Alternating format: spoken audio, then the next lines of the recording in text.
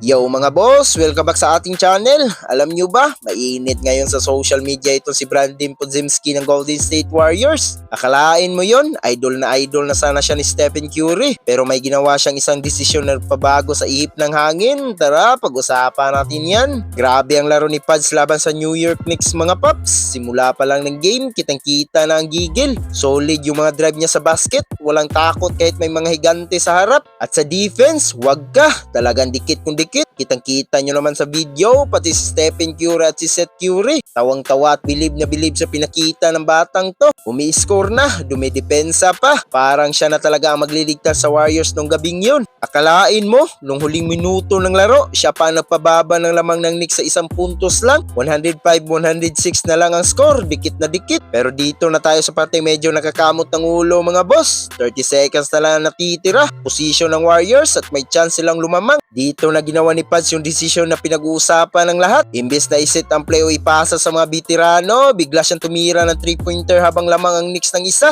Sayang, hindi pumasok. Tapos nung kailangan naman nila ng 3 para makahabol no lumamang na uli ang Knicks, doon na naman siya nag-drive para sa 2 puntos. Kumbaga, parang nabaliktad ang sitwasyon. Yun dapat sana hero moment, naging controversial decision tuloy. Sa totoo lang, bilib pa rin tayo sa tapang ng batang to. Hindi biro ang tumira sa ganung ka-crunch time. Pero syempre, sa NBA, bawat desisyon na may kapalit. Marami ang nagsasabing sayang laro niya dahil sa huling desisyon na yun. Pero para sa akin, part yan ng paglaki niya bilang player. Kaya kayo mga idol, ano tingin nyo? Tama ba ang ginawa ni Podziemski? Comment yan sa baba at pag-usapan natin yan. Huwag kalimutan mag-like at subscribe para lagi kayong updated sa mga kwentuhan basketball. Hanggang sa muli, peace out!